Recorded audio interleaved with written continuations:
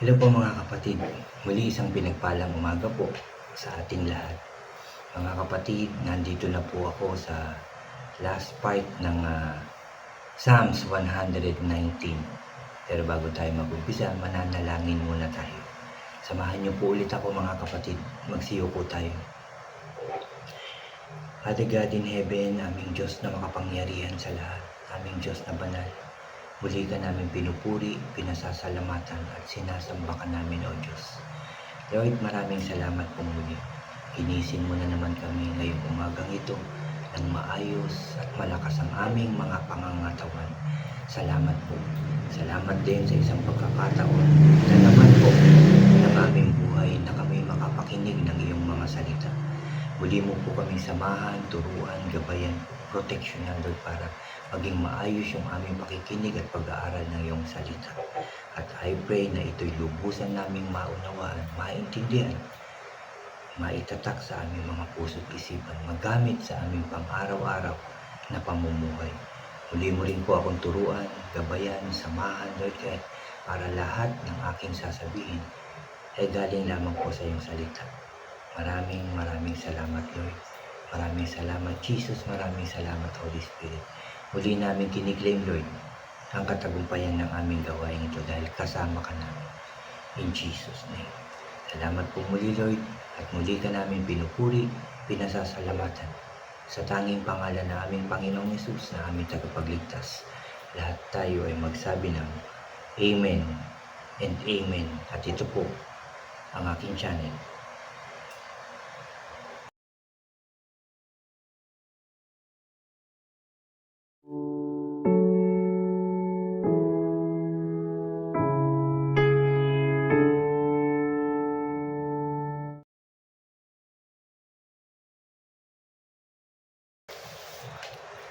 Hello po ulit mga kapatid, ulitin ko lang isang pinagpalang araw sa ating lahat mga kapatid.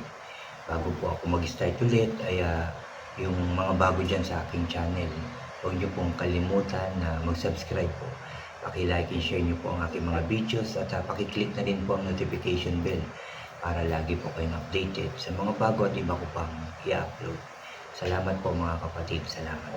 Mga kapatid, Psalms 119, last part po ito ng aking sharing dito sa Psalms. At ito po ay may pamagat na tiwala ako, si Lord ang tutulong. Verse 169 hanggang 176 po. Lord, marinig mo sana ang iyak ko. Tulungan mo akong makaintindi ayon sa salita mo. Pakinggan mo ang prayer ko. I-save mo ako kasi yan ang promise mo. Lagi akong magpupuri sa iyo kasi tinuturo mo sa akin ang mga utos mo. Kakanta ako tungkol sa iyong salita kasi lahat ng utos mo ay tama. Sana lagi kang handang tulungan ako kasi pinili kong sundin ang mga tuntunin mo. O Lord, ang tagal ko nang hinihintay ang iyong pagliligtas. Pinapasaya ako ng iyong batas. Bigyan mo ako ng buhay para mapuri kita. Tulungan sana ako ng iyong mga salita para akong tupang naligaw. Please, hanapin mo ako na servant mo kasi di ko naman kinakalimutan ang mga utos mo. Salamat sa pagkakabasa ng salita ng ating Diyos. Lord, marinig mo sana ang iyak ko. Tulungan mo akong makaintindi ayon sa salita mo. Yan ang hinihingi ni Haring David, mga kapatid, sa ating Diyos na kagaya natin na dapat din natin hinihingi yung kaalaman, yung karunungan, yung wisdom, knowledge, and understanding. Lahat yan dapat natin hihingin sa ating Diyos para lubusan natin maintindihan yung salita ng Diyos, yung utos ng Diyos, yung tuntunin ng Diyos. Hindi lang basta intindihin ito, kundi isabuhay din. Gamitin din sa ating pang-araw-araw na pamumuhay dahil ang salita ng Diyos ang magliligtas sa atin, ang magbibigay ng kapayapaan sa atin. Ang salita ng Diyos, kung ito talagang ating babalik-balikan, babasa-basahin natin every day, Night and day mga kapatid, yan ang dapat natin gawin. Pakinggan mo ang prayer ko. I-save mo ako kasi yan ang promise mo. Diba? Napakaraming promise ng ating Diyos dito sa kanyang salita. Kaya dapat natin itong pinagbubulay-bulayan. Kakanta ako tungkol sa iyong salita kasi lahat ng utos mo ay tama. Tama ang lahat ng inuutos at tuntunin ng ating Diyos na dapat natin sundin. Sana lagi kang handang tulungan ako kasi pinili kong sundin ang mga tuntunin mo. Yan talaga ang gagawin sa atin ng Diyos. Pag pinili natin sundin ang kanyang mga utos at tuntunin, hindi niya tayo pababayaan. Kasi nga sumusunod tayo sa kanya eh. Nakikita niya yung ating ginagawa, yung ating pagsunod, yung ating mga plano na tuparin, yung mga utos, tuntunin ng ating Diyos. Yung salita niya talaga laging nasa sa atin.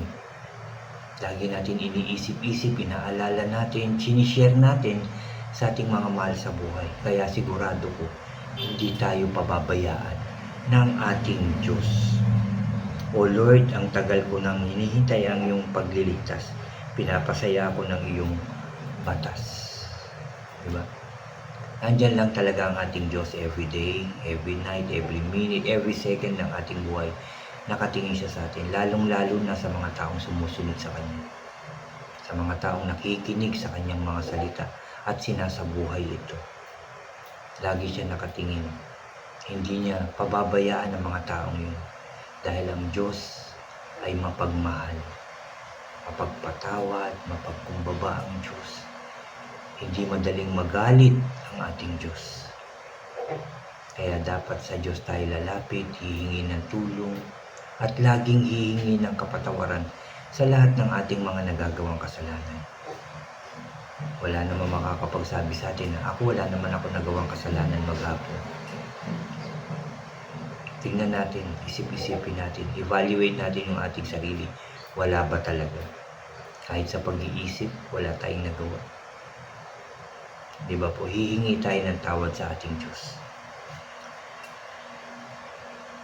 Bigyan mo ako ng buhay para mapuri kita. Tulungan sana ako ng iyong mga salita. Diba? Doon talaga siya umaasa sa salita ng ating Diyos. Kaya lagi tayong, sabi ko nga, magbabasa. Gabi at araw. Magbabasa tayo. Hanggang sa matutulog na tayo. Yun ang huli nating gagawin, yung pagbabasa ng salita ng ating Diyos. Para akong tupang naligaw, please, hanapin mo ako na servant mo kasi di ko naman kinakalimutan ang mga utos mo. Sa tuwing magkakamali tayo, sa tuwing parang binabaliwala natin ang ating Diyos, naliligaw po tayo. Hindi tayo nakakasunod dun sa utos ng ating Diyos. Hindi tayo nakakasunod dun. Kaya sabi dito, para akong tupang naliligaw. Anak tayo ng Diyos. Mahal tayo ng Diyos. Pero yun nga madalas, hindi natin siya nasusunod. Nakakalimutan natin o kinakalimutan natin yung mga utos niya, yung kanyang mga tuntunin, mga kapatid. Nakakalimutan o kinakalimutan natin ito. Kaya naliligaw tayo. Kaya wala tayo doon sa presensya ng ating Diyos.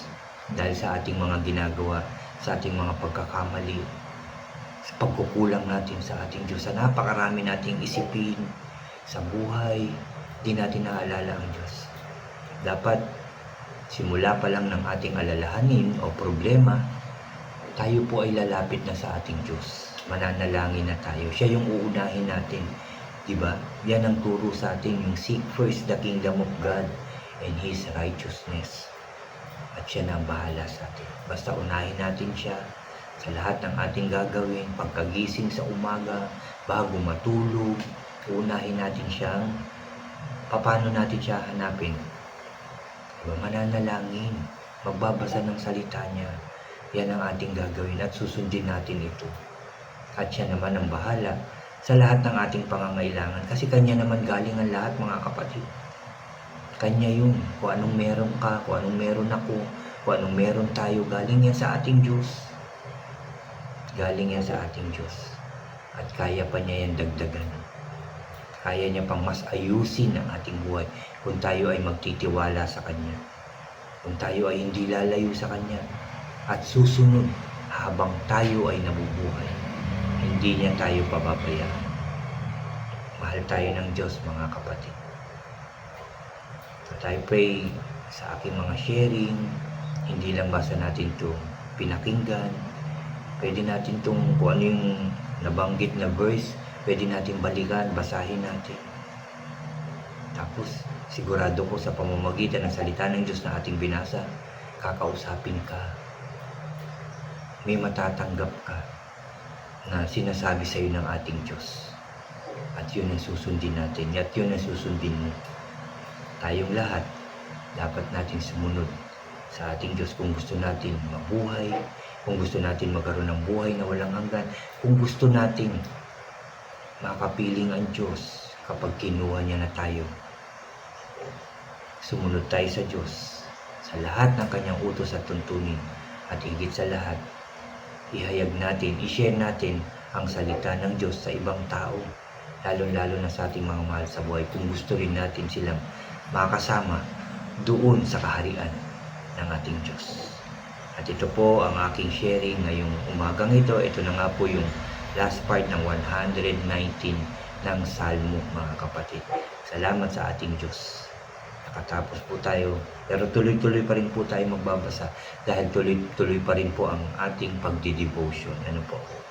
So, mananalangin po ulit tayo. Alam ko marami rin kayong gusto sabihin sa Diyos. Sabihin po natin ngayon to, nakikinig ang ating Diyos.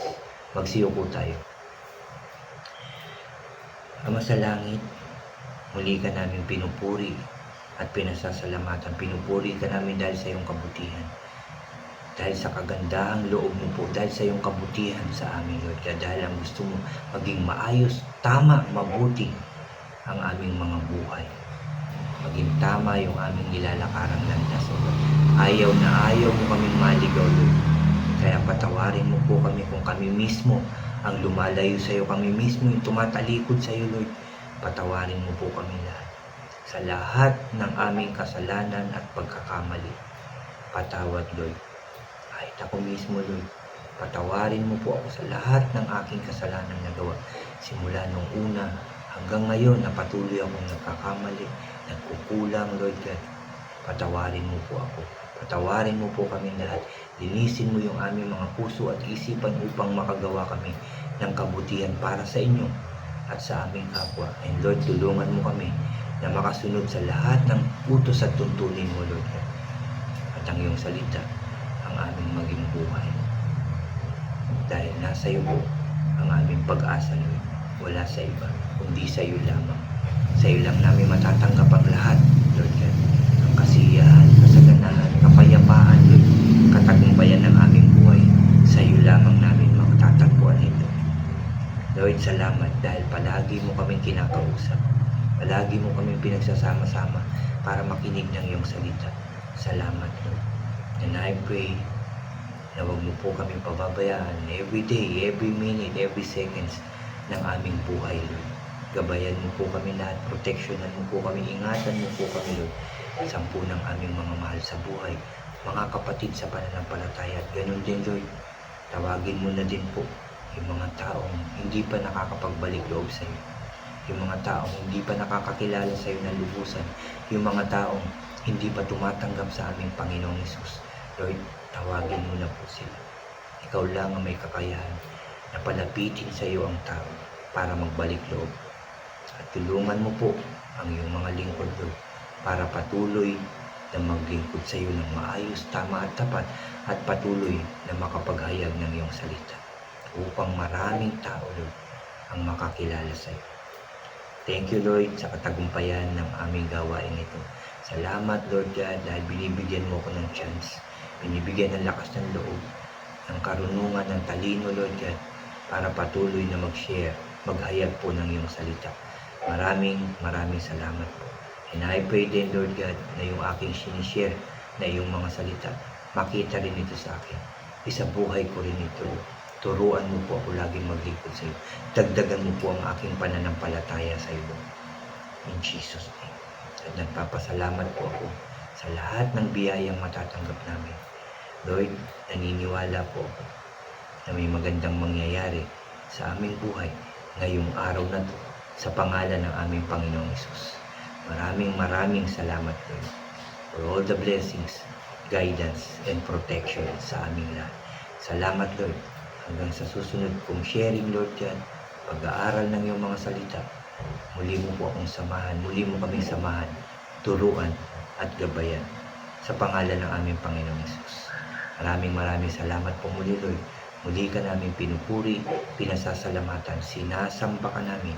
Sa iyo lamang ang pinakamataas na papuri at pagsamba sa tanging pangalan ng aming Panginoong Hesus na aming tagapagligtas. Lahat tayo ay magsabi ng Amen, Amen, and Amen po. Amen. Salamat sa ating Diyos sa kanyang salita na ating nababasa araw-araw. Salamat din sa pakikinig niyo. At salamat, tanggapin niyo na dahil tinugunan ng Diyos ang ating panalangin. God bless po sa inyong lahat. God bless po sa ating lahat.